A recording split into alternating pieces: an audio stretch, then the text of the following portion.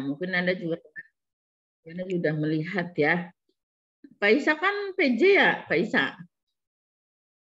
Izin menjawab, ya Ibu. Nah, kenapa itu PJ kok nilainya kecil? Ya, nah, bukan berarti ini salah Ibu ya.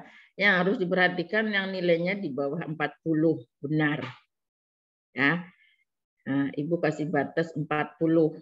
Nah, jadi yang di bawah 40 ini kan masih ada Moya, Faisa, Rena, Nur Halisa, Syafira, terus Novi, Safra, Sasina, Marsaniswa, Bintang, Nola, Risti, Angeliana, Rehana, Muhammad Zaki Akbar, Talita, Salma, dan Hilda. Ya, kayaknya hampir separuh.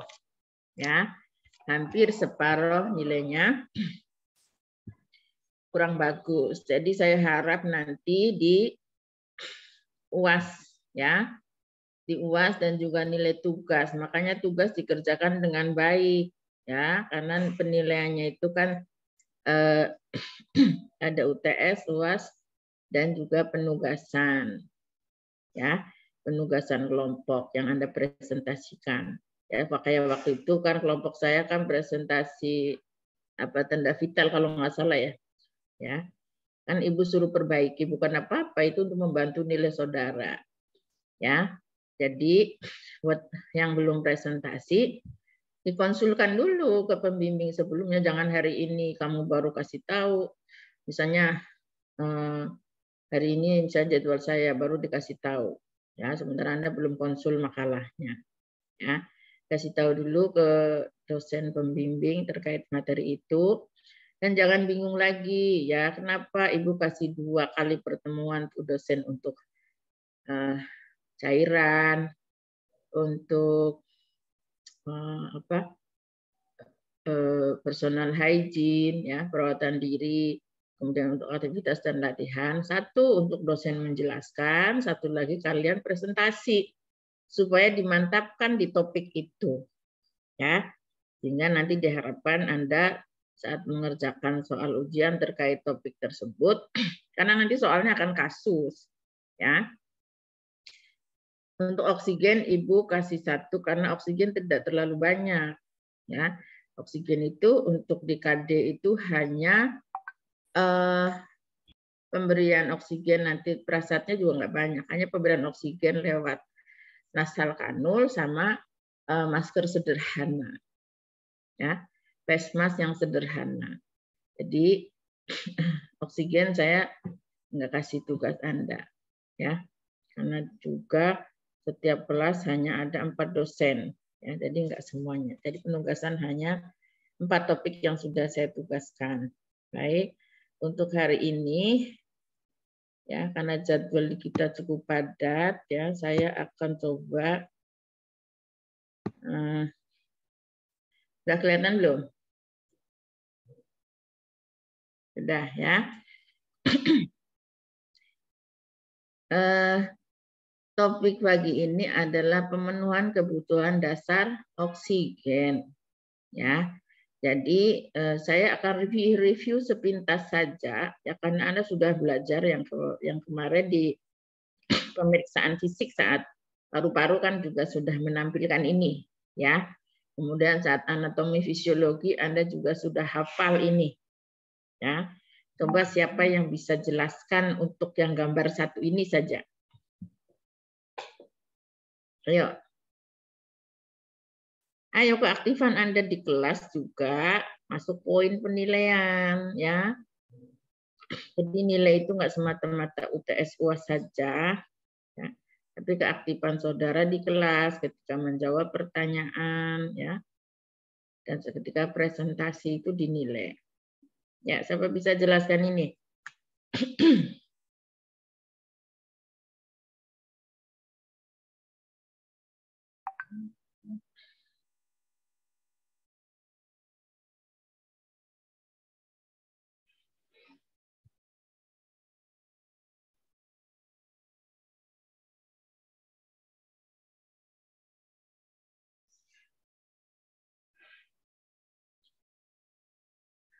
Ayo.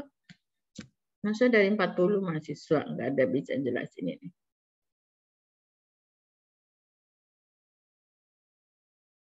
Mana tadi si siapa? Zaki Akbar. Zaki.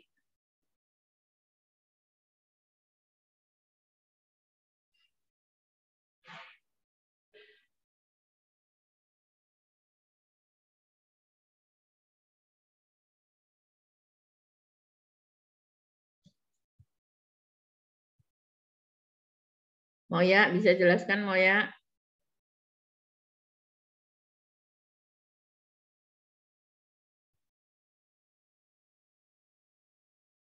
Siva Kartika.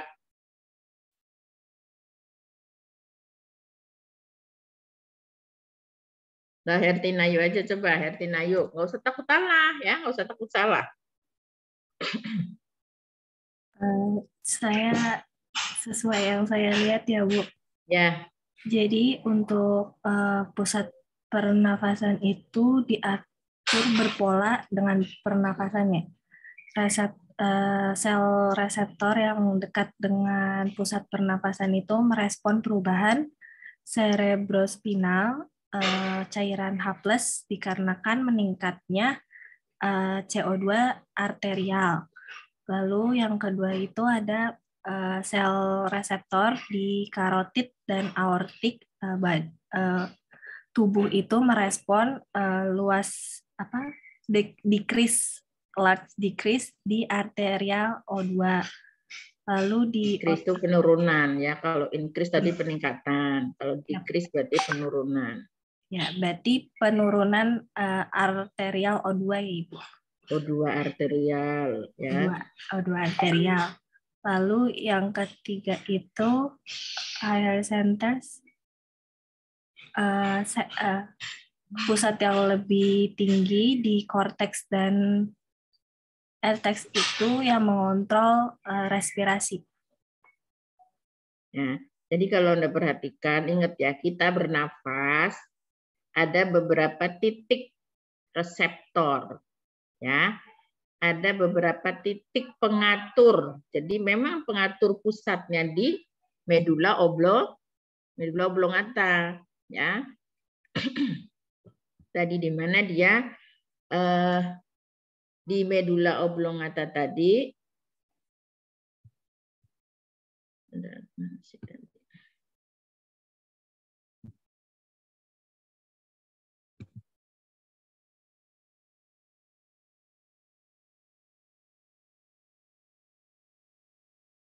Nah, pusat pernapasan membentuk pola pernapasan yang teratur, ya. Jadi di situ. Kemudian di atas tadi, ya pusat yang lebih tinggi di korteks, ya, di mana dia dapat mengerahkan kontrol sadar, ya, kontrol sadar atas proses bernafas, ya.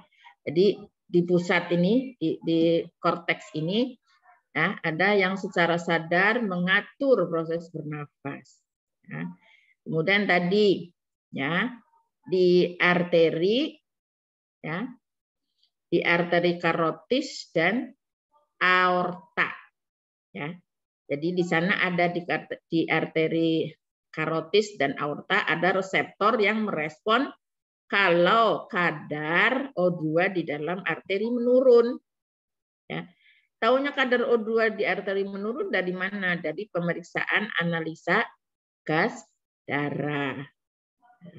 Begitu juga ketika CO2 menurun, ya. Jadi di reseptor pusat pernapasan merespon perubahan tadi, ya, perubahan cairan cerebrospinal terutama keasaman, ya. H+ itu kan asam, ya, yang disebabkan oleh peningkatan CO2 arteri, ya. Jadi ketika CO2 arteri meningkat, ya, maka di sini dia berespon. Nah, ketika O2 arteri menurun, maka di reseptor karotis dan aorta, ya. Jadi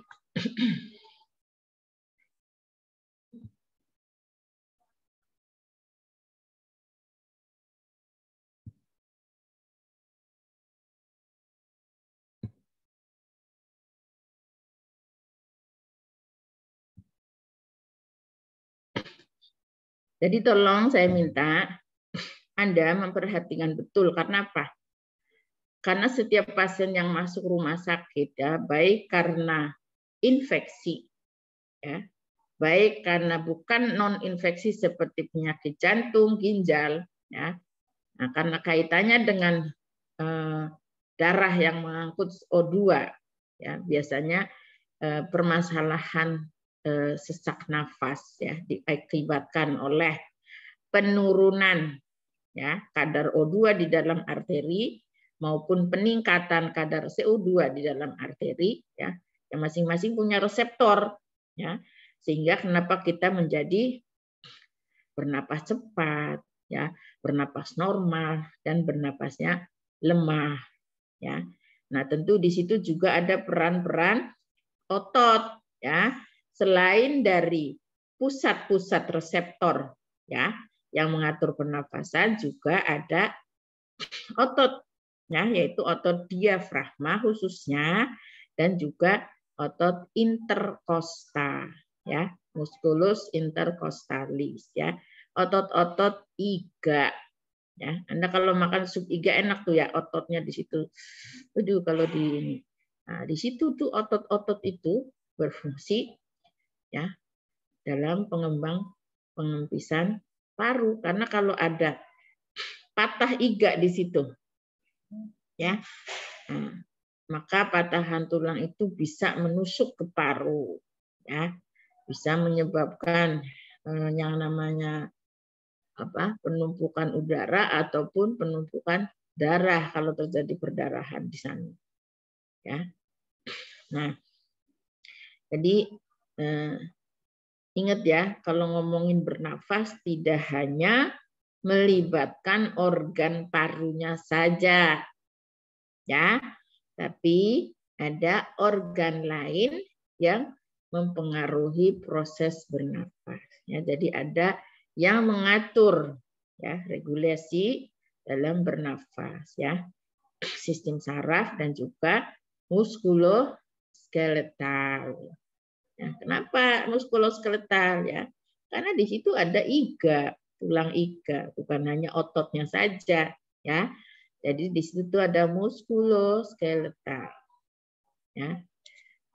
Oke, untuk yang lainnya saya tidak akan bahas, ya, karena Anda sudah bisa baca sendiri nanti anatomi fisiologi.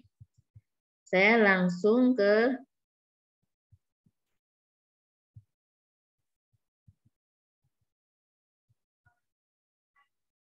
sebelum ke sini, ya, tadi.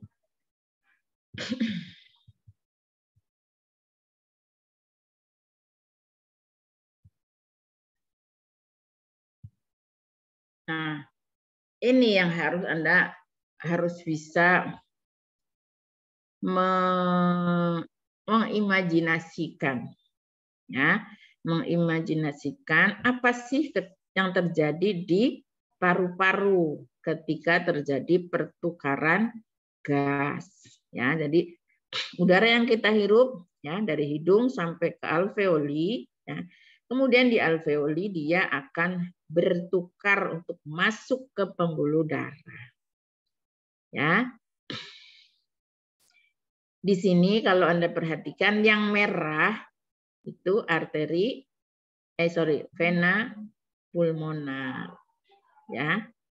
Kemudian yang biru adalah arteri pulmonalis, ya. Jadi di sana terjadi pertukaran yang warnanya ungu, ya. Di situ terjadi perpindahan, ya. Kalau kita potong itu, ya potongan ini. Kalau ini kita potong, ini gambarnya. Kemudian di sini kita potong lagi nih, ya, di istilahnya lapisan alveolus, ya. Nah, ini lapisan alveolus, ya. Di mana di sini ada pembuluh darah, ya. Jadi di sini O2 dari alveolus masuk ke pembuluh darah, kemudian diikat oleh hemoglobin, ya.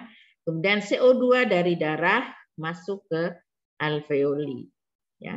Jadi kenapa di sini diilustrasikan warnanya ungu, ya, perpaduan pertukaran dari O2 dan CO2, ya. O2 tentu yang biru ini, ya. Salah. Kalau di paru-paru kebalikannya, ya. Yang merah itu yang membawa oksigen, ya. Jadi vena pulmonalis ini yang akan membawa darah dari paru-paru ke atrium kiri, ya. Dari atrium kiri ke ventrikel kiri, kemudian ke aorta, ke seluruh tubuh, ya. Itu oksigen. Ini kemarin juga sudah dibahas, ya. Oke, selebihnya bisa dibaca. Ibu mau masuk langsung ke, karena waktunya nggak ada, Ibu harus uji, samsat dan sebagainya tadi ya.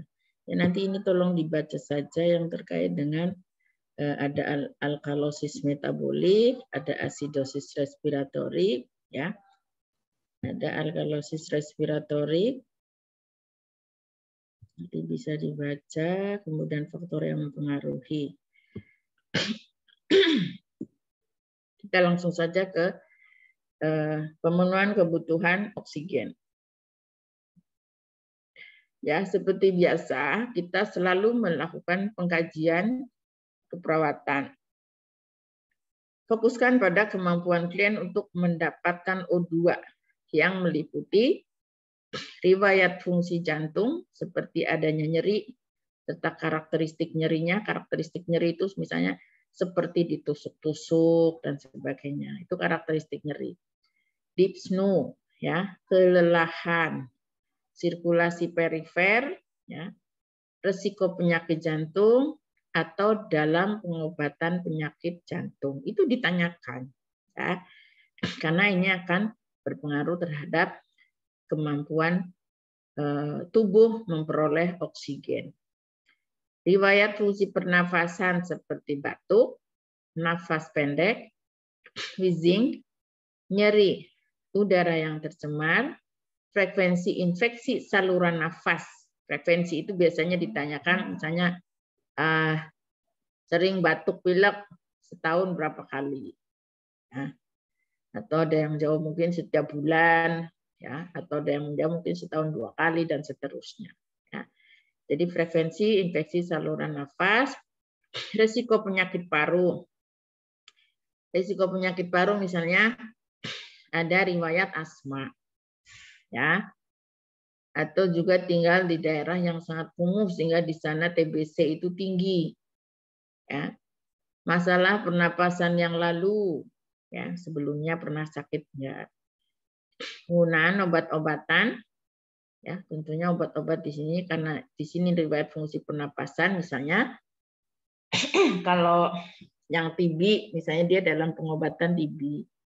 Yang asma misalnya dia selalu siap dengan obat-obat asma.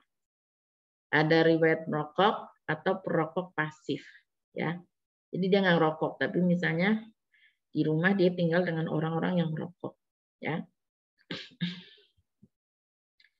Pemeriksaan fisik untuk mengkaji level oksigen dalam jaringan. Sebentar ya, Ibu ambil minum. Ini termasuk Ibu sesak napas Ibu juga. Sebentar.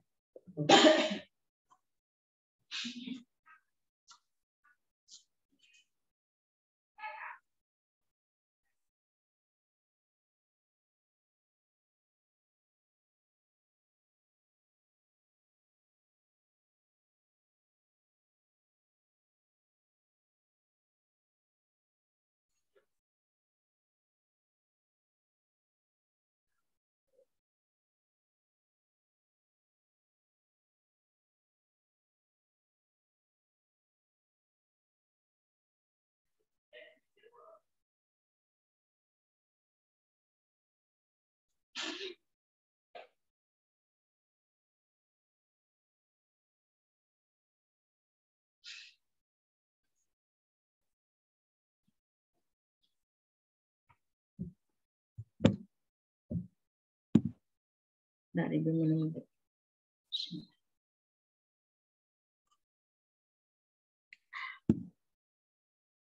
Nah, kayak contoh nih Ibu nih.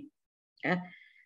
Tadi dari riwayat Anda bisa tanyakan penyakit-penyakit yang ada di saluran pernapasan, ya. Kayak Ibu ini ada riwayat sinusitis ini udah bertahun-tahun dari ya sekitar 30 tahun yang lalu, ya, sejak kuliah. Nah, saat pemeriksaan fisik, mengkaji level oksigen dalam jaringan termasuk evaluasi perubahan pada proses penuaan, perubahan aktivitas, kelelahan, perubahan tanda-tanda vital, dan mungkin tidak berhubungan dengan penyakit kardiopulmonari. Ya, tadi kan dari awal Ibu sudah bilang bahwa kebutuhan oksigen tidak hanya melibatkan paru-paru dan juga penyakit kardiovaskuler. Ya. Ya, jadi bisa saja nanti ada penyakit lain yang dampaknya pada perubahan pernafasan. Seperti biasa, ya, pemeriksaan fisik selalu dimulai dari inspeksi. Mana ujian pada benar enggak nih?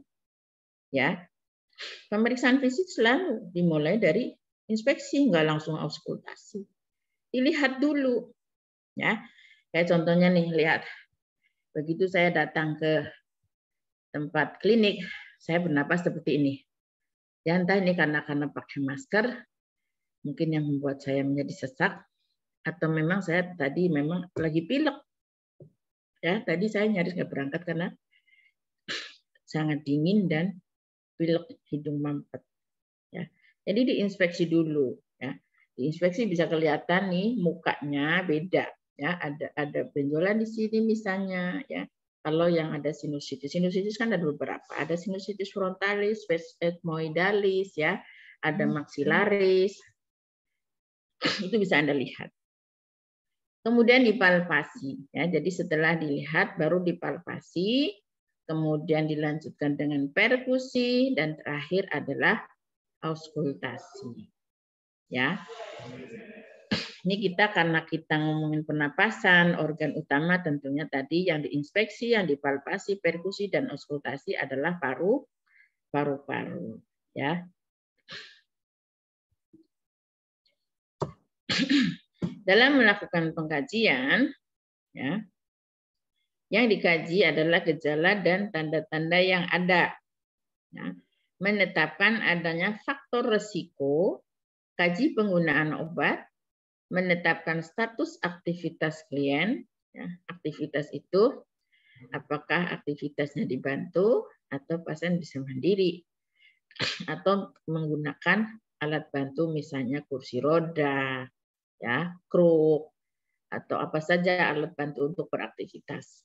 Ya, atau datang ke tempat kita dengan didorong pakai tempat tidur. Menentukan klien untuk beraktivitas.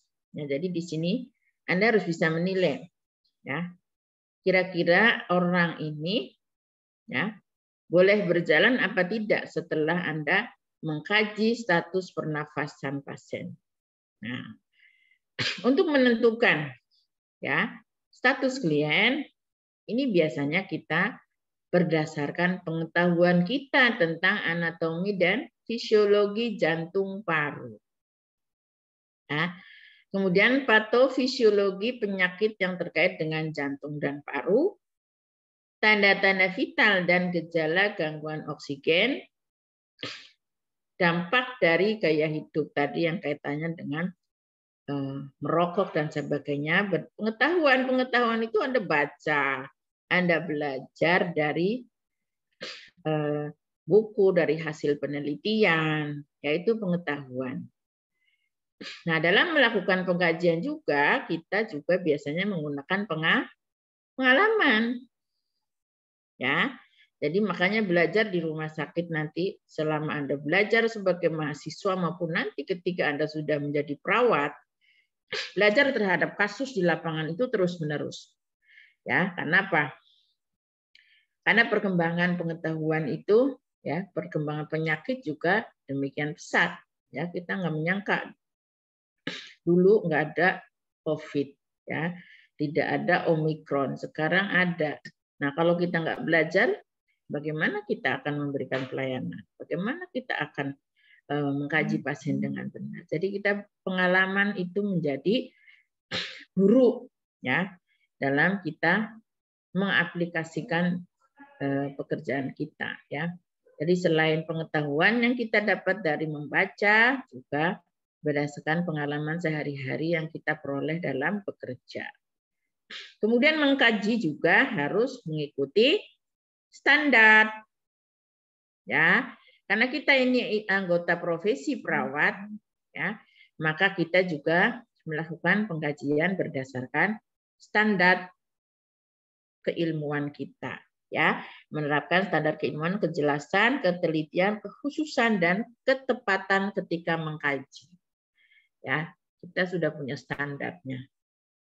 Kemudian sikap, ya, bertanggung jawab untuk memberikan informasi yang benar, menunjukkan rasa percaya diri. Bertanggung jawab ini merupakan apa ya? Bagian dari aspek etik dan legal. Ya, kenapa perawat belajar aspek etik dan legal? Karena Anda dituntut di sana bertanggung jawab terhadap apa yang dikerjakannya. Ya, termasuk memberikan informasi yang benar dari hasil pengkajiannya. Jadi jangan pasien tuh nggak tahu kondisinya. Anda pegang-pegang pasien tadi diketok-ketok, diapain ya, dipencet-pencet tadi kan, palpasi, perkusi. Tapi itu hasilnya nggak disampaikan ke pasien yang nggak etis. Ya, hanya memang pada kondisi tertentu kita tidak langsung memberikan informasi kondisi sakitnya kepada si pasien, tetapi keluarga harus tahu. Ya, contoh, ada orang dicurigai HIV, nah, ternyata pas di tes laboratorium betul positif. Nah, kita lihat pasiennya memungkinkan nggak untuk menerima informasi itu. Kalau tidak memungkinkan, kita berunding dengan keluarga. Tetapi informasi yang benar ini harus disampaikan, ya, tadi baik pada keluarga maupun pada pasiennya. Kalau pasiennya memungkinkan, udah langsung ke pasien. Tapi kalau tidak memungkinkan, bisa melalui keluarga. Kemarin soalnya saya ditelepon, ya, ada yang telepon saya. Ya, dia menyampaikan bahwa keluarganya didiagnosa itu HIV dan dia belum kasih tahu. Jadi yang kasih tahu itu saudaranya, itu yang ditelepon. Saudaranya itu kalau di dalam pengkajian disebutnya significant others, ya.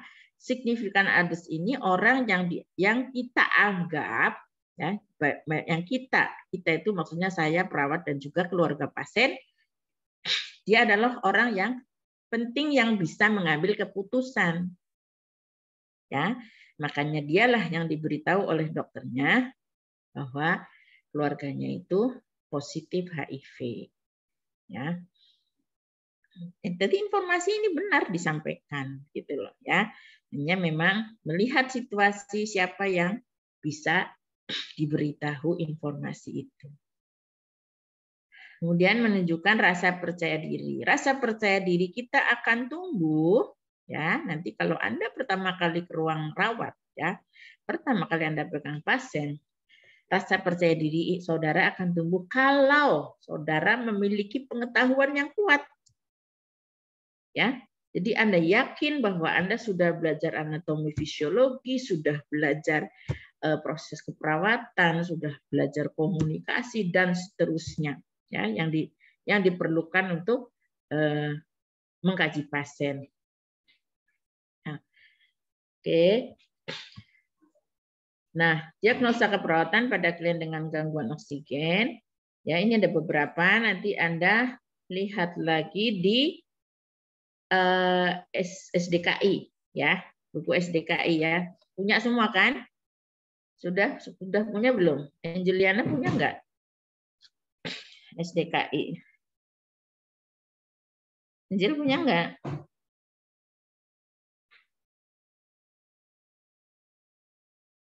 Nola punya enggak, Nola?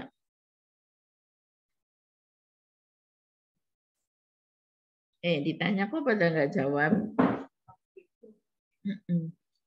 Kalau ditanya enggak jawab gimana Bu Atun? Zaki Akbar punya enggak bukunya SDKI? Izin menjawab Ibu. Saya nanti Saudia punya Bu. Sebelumnya maaf saya off cam karena kurang sehat. Ya, jadi saya harap saudara punya karena itu kan pekerjaan kita. Ya. SDKI, SIKI, bahkan sekarang ada SOP. Ya, nanti kita praktikum untuk KD1 saya akan berusaha sudah menggunakan SOP yang dari PPNI. Ya. Jadi saya harap semua punya. Ya, meskipun nanti Bu akan kasih modul, ya, mudah-mudahan modulnya saya akan sesuaikan dengan yang SOP-nya PPNI. Ya, jadi meskipun di sini Ibu menyantumkan beberapa diagnosa keperawatan terkait yang ada di buku, ya, di buku Fundamental of Nursing, tetapi kita sebagai perawat Indonesia, ya, kita mengacu kepada SDKI, ya. Ini beberapa diagnosa lainnya.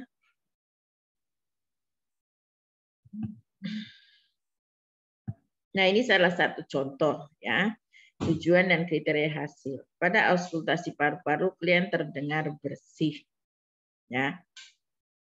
Bersih ini bisa diukur dari ketika saudara melakukan auskultasi, tidak ada ronhi, tidak ada wheezing, tidak ada crackles, ya, atau rest. Klien mampu mempertahankan dan pengembangan paru yang sama. Ya, Anda bisa observasi dari inspeksi, ya, bagaimana pengembangan paru kanan dan kiri. Ya. Kemudian juga klien dapat batuk efektif, ya, jadi bisa mengeluarkan sputumnya. Kalau dia permasalahannya itu bersihan jalan nafas. Oksigen jaringan dapat dipertahankan. Anda bisa lihat dari capillary refill, ya, dan juga bisa melihat dari saturasi oksigen, ya. Untuk perencanaan sama, ya. Pilih intervensi untuk meningkatkan oksigen seoptimal mungkin, konsultasi dengan profesi kesehatan lain, ya, kolaborasi, libatkan klien dan keluarga dalam merancang rencana keperawatan. Ya. Kalau Anda baca di buku Fundamental of Nursing selalu seperti ini. Ada pengetahuan, ada pengalaman, ada standar, dan ada sikap. Ya. Dari mulai pengkajian sampai evaluasi. Ya. Jadi pengetahuan di sini peran sebagai pelayan kesehatan profesional dalam merawat klien dengan gangguan oksigenasi. Ya. Peran sebagai keluarga pendukung masyarakat dalam membantu memanage penyakit kardiopulmoner. Ya. Pengalaman saudara dengan melihat respon klien sebelumnya untuk rencana terapi keperawatan untuk gangguan O2. Jadi pengalaman kita merawat pasien sebelumnya itu bisa menjadi acuan. Oh, yang lalu saya berhasil menerapkan ini, ya, saya akan coba ini dengan kondisi yang sama dengan pasien sebelumnya. Nah, jadi merencanakan tindakan juga bisa berdasarkan pengalaman, ya, sama seperti pengkajian. Ya, kalau pengkajiannya sudah benar, maka diagnosanya juga benar, ya, maka perencanaannya juga akan sesuai. Ya, sama, mengacu kepada standar. Standarnya apa? Terapi individu untuk kebutuhan klien. Membuat jadwal rehabilitasi jantung dan pernapasan, membuat jadwal keperawatan untuk perawatan klien dengan penyakit kardiopulmonari. Ya. Sikap sama, ya. Hanya di perencanaan, sikap yang diharapkan adalah gunakan kreativitas untuk pengembangan strategi perawatan di rumah. Ya. Kalau rasa tanggung jawab dan percaya diri sama. Ya. Tapi di sini kalau sudah perencanaan, ya, kita dituntut untuk kreativitas. Ya. Merencanakan tindakan keperawatan itu kan kita sesuaikan dengan kondisi pasien. Penyakitnya sama, mungkin sama-sama pneumonia misalnya, ya, sama-sama TBC, sama-sama asma, ya. Tetapi kita lihat kondisi pasien, ya. Ingat konsep manusia kemarin, pasien, setiap individu itu unik, tidak sama, respon terhadap nyerinya tidak sama, ya. Jadi jangan dianggap sama. Meskipun prinsip tindakannya sama, tetapi pendekatannya tentu tidak akan sama sesuai dengan kondisi. Bu Atun udah mau nyiapin itu ya? Ini kuncinya ada di mana? Aku pinjam nanti yang kriteria itu ya, 7 kuncinya ya. Enggak, aku pinjam itu ya, kunci untuk kriteria 7 ya. Pak, kalau itu ada itunya enggak? Ada manisnya enggak? Manis. Jangan. Ini kita lagi menyiapkan akreditasi ya, jadi bagi-bagi waktu. Nah, masuk ke implementasi. Ya, setelah perencanaan kan implementasi toh. Ya. Nah, karena di kita KD1 ini hanya memberikan oksigen lewat kanul dan juga sungkup masker sederhana. Ya. Jadi di sini oksigen dapat diberikan dengan nasal kanul, nasal kateter, face mask, sungkup muka atau mesin ventilator. Ya. Tapi nanti yang berbagai masker itu nanti di KMB ya, sama ventilator. Untuk nasal kanul ya, ini yang merupakan alat yang paling sederhana dan nyaman digunakan ya, karena ada 2 selang. Astagfirullah lupa. Gua bilang tadi. Udah nanti.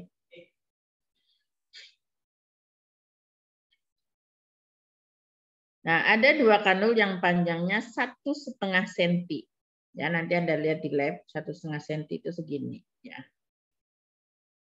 Yang cukup untuk masuk ke lubang hidung kita. Pemberian O2 melalui kanul dengan flow rate sampai 6 liter per menit. Kalau dokter menginstruksikan maintenance, berapa liter dok? Kalau dokternya jawab maintenance, itu artinya 2 liter per menit. Ya. Tapi kita, dan ini tindakan kolaborasi ya, tindakan kolaborasi. Yang menentukan dosis oksigen itu dokter. Ya, jadi ini tindakan kolaborasi. Flow rate baik diberikan tidak lebih dari 4 liter per menit karena akan berakibat kekeringan pada mukosa dan relatif sedikit meningkatkan konsentrasi oksigen. Keuntungan ya menggunakan nasal kanul ini, pemberian oksigennya stabil dengan tidal volume dan laju nafas teratur, baik diberikan dalam jangka waktu yang lama, pasien dapat bergerak bebas, makan, minum, dan berbicara, efisien dan nyaman untuk pasien. Ya, jadi ini keuntungan menggunakan nasal kanul.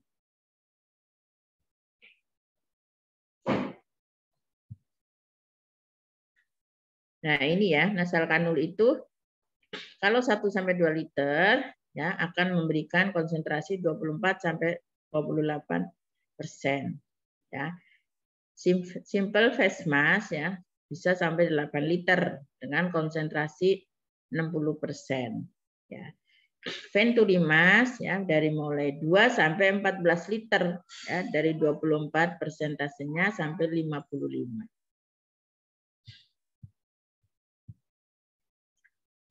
Nah, oksigen sungkup ya atau face mask ya masker ya. Face mask ini adalah alat yang digunakan untuk memberikan oksigen dan juga melembabkan atau menghangatkan. Alat ini pas menutupi mulut dan hidung pasien dan aman ditempatkan dengan tali pengikat. Ya.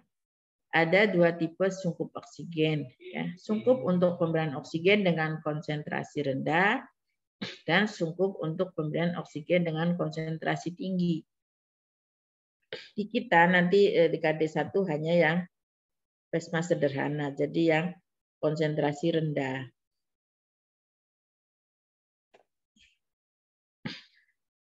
Nah, sungkup muka yang sederhana digunakan untuk waktu pemberian O2 dalam waktu yang pendek. Dengan pemberian oksigen konsentrasi 30-60%, kontraindikasi. Kontraindikasi itu artinya tidak boleh diberikan untuk klien dengan terjadi retensi karbon dioksida. Ya, jadi ada penumpukan CO2 di dalam arteri tadi.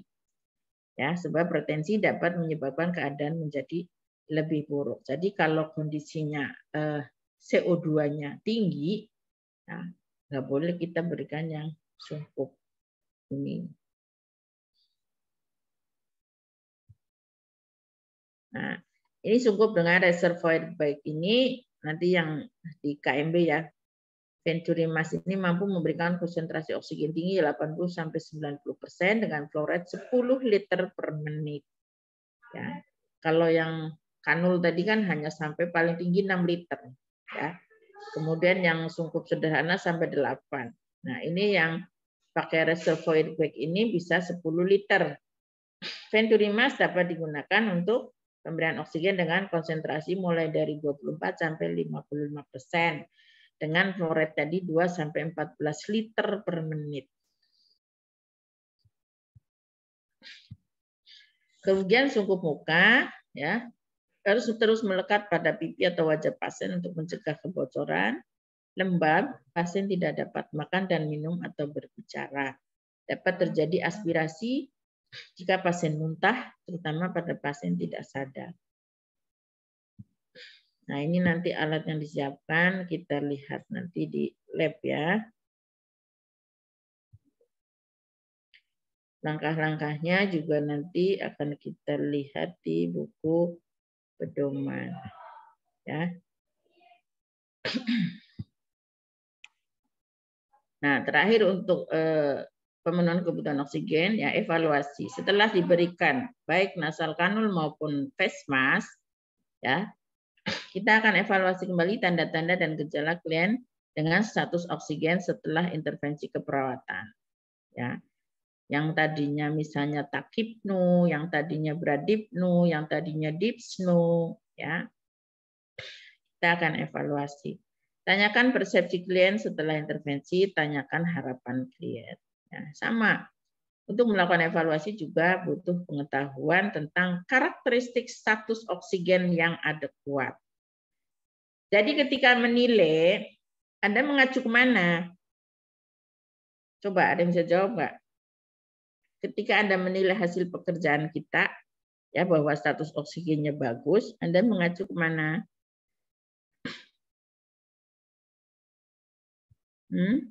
Izin menjawab, Ibu, hasil pemeriksaan bukan, Bu? Bukan. Mengacu itu berarti standar. Standarnya sudah kita tetapkan di kriteria hasil. Ya, waktu Anda membuat perencanaan di depan, ya kan? Anda kan membuat tujuan dan kriteria hasil, ya kan? Nah, kriteria hasil itulah yang dipakai saudara untuk menilai hasil pekerjaan saudara. Karena di kriteria hasil itu kan SMART, ya. SMART. SMART apa? S-nya apa? SMART. Ibu jadi lupa ya. Measurable, ya. Jadi dapat diukur. Specific, measurable, ya. Acceptable, reliable, dan timeable. Timeable. Jadi kalau misalnya pasien habis dikompres itu menurut teori 15 menit dia akan turun kompres hangat. Maka 15 menit kemudian Anda akan observasi suhunya kembali, itu timeable. Ya. Jadi jangan Anda menentukan waktu yang tidak sesuai dengan teori. Ya. Nah, jadi ketika kita menentukan kriteria hasil, ya. Nah, apa sih yang mau diukur tadi kalau pasiennya misalnya tadi kan misalnya masalahnya bersihan jalan nafas tidak efektif karena penumpukan sekret kan gitu. Ya. Nah, tentu yang bisa Anda ukur adalah ya, selain RR kan bisa diukur kan? Ya. Diukur RR-nya normal apa tidak, apa masih tahipnu, apa bradipnu atau normal. Ya. Kemudian sekretnya sudah bisa dikeluarkan. Kan tujuannya itu yang harus kita capai kalau ada bersihan jalan nafas. Bersihan jalan nafas tidak efektif atau tidak efektifnya bersihan jalan nafas karena penumpukan sekret. Kan yang bisa diukur adalah sekretnya bisa keluar. Keluarnya bagaimana? Apakah menggunakan inhalasi, terapi inhalasi, kemudian dilakukan fisioterapi dada, kemudian dilakukan suction. Kan itu rangkaiannya. Ya. Rangkaian untuk mengeluarkan sekret dari dalam tubuh, ya, bisa dengan diuap dulu pasiennya. Sudah diuap pasiennya, ya. Selain terapi lainnya kan diberikan air hangat, minum air hangat misalnya. Kemudian dilakukan perkusi, fisioterapi dada, ya, fisioterapi dada. Kemudian masih belum bisa juga mengeluarkan, kita lakukan suction. Kan tujuannya utamanya itu jalan nafasnya bersih, ya, sekretnya keluar, ya. Dan itu kapan dilakukan? Timeable-nya, ya. Ya jangan lama-lama, orang pasien sesak napas kok mau dilama-lamain, ya. Kan melakukan inhalasi itu sekitar 5 menit, ya, tergantung obatnya. 5-10 menit. Setelah itu lakukan fisioterapi dada. Habis itu suction. Kan dalam 15 menit selesai. Ya. Jadi jangan nunggu sampai 3 kali 24 jam. Masa orang suruh sesak napas 3 kali 24 jam. Ya. Nah, tindakan nebulizer ini juga kolaborasi karena ini kan pemberian obat-obatan, ya. Yang menentukan obatnya dokter. Nah, ada yang nebu itu sehari sekali, ada yang 2 kali, ada yang 3 kali, tergantung kondisi banyaknya sekret yang ada di dalam paru-paru. Taunya banyaknya dari mana? Dari hasil ronsen. Ya. Oke, sampai sini ada yang mau bertanya. Jadi evaluasi itu mengacu kepada kriteria hasil yang sudah Anda tetapkan ketika membuat perencanaan. Karena di dalam perencanaan itu ada kolom tujuan dan kriteria hasil. Kriteria hasil itu harus semata di spesifik, measurable, acceptable, reliable, dan timeable. Ya. Baca lagi nanti. Ya. Oke. Itu sepintas tentang pemenuhan kebutuhan oksigen. Kalau untuk yang lainnya tadi saya minta Anda baca saja. Ya, dibaca yang tidak Ibu jelaskan tadi karena waktunya mepet. Ibu juga harus menguji KTI dan sebagainya, ya. Nah, jadi nanti akan saya kirim kemana, ke Sipen aja nanti ya. Materinya tolong dipelajari lagi ya, meskipun di jadwal sampai 9.40 tapi Ibu izin sampai jam 9 ya. Karena ada tugas lain ya. Tapi saya minta saudara benar-benar pelajari. Nah, habis ini akan saya kirim materinya ke Sipen, langsung dibaca. Jadi nggak ada alasan nanti Anda tidak tahu apa saja sih alat yang harus disiapkan untuk memberikan oksigen baik kanul maupun face mask. Apa sih langkah tindakannya ada di sana. Dan yang paling penting karena Anda sarjana tadi dari mulai konsep yang mengatur sistem pernafasan, organ-organ yang terkait, kemudian tadi bagaimana oksigen itu sampai ke seluruh sel tadi, ya. Terjadi pertukaran di mana tadi? Di mana pertukaran O2? Pertukaran gas di mana tadi? Evan? Alveolus. Di alveolus, ya. Tadi ya dari alveoli ke pembuluh darah, ya.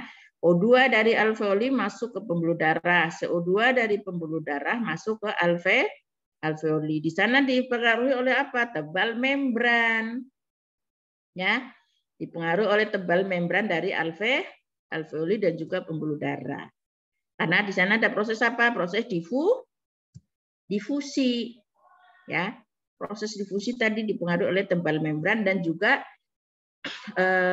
konsentrasi dari atau kentalan dari pembuluh darah. Ya. Dan juga tekanan O2 atmosfer, ya. Udara yang kita hirup, ya. Tekanannya berapa, dia akan mampu masuk ke menembus tadi dinding alveoli, ya. Jadi banyak faktor yang mempengaruhi. Ya, jadi prosesnya juga proses bernafas ya dari mulai ventilasi. Ventilasi itu udara masuk ke hidung ya sampai ke alveoli itu ventilasi. Kemudian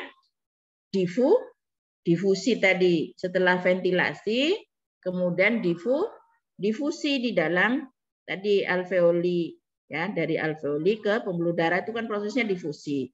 Yang ketiga prosesnya apa? Bisa jawab? Siapa bisa jawab yang ketiga?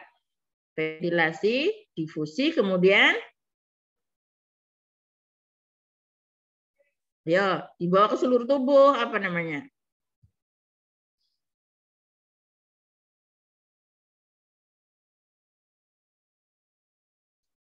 Dibawa ke seluruh tubuh, naik HB, transportasi. Tiga itu. Ya. Tadi proses difusi ada yang mempengaruhi tebal membran dan juga tekanan atmosfer. Kemudian transportasi juga akan dipengaruhi oleh kadar hemoglobin. Kemudian kekentalan darah, jalanan tuh jalan raya nih, depan kita ada jalan tol kan, ya. Nah, kalau jalanannya padat, macet kan, O2 kan terhambat sampai ke sel, ya. Kalau pembuluh darahnya penuh dengan plak, ya, darahnya kental penuh dengan plak, macet jalannya, ya. Mobilnya ada yang ngangkut, tapi jalanannya macet. Dalanannya lancar, tapi mobilnya ora eneng, ya nggak bisa nyampe juga, ya kan?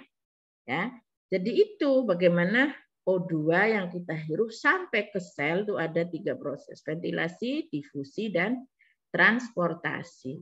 Ya, O2 dipakai untuk apa, Rena? O2 oleh tubuh dipakai untuk proses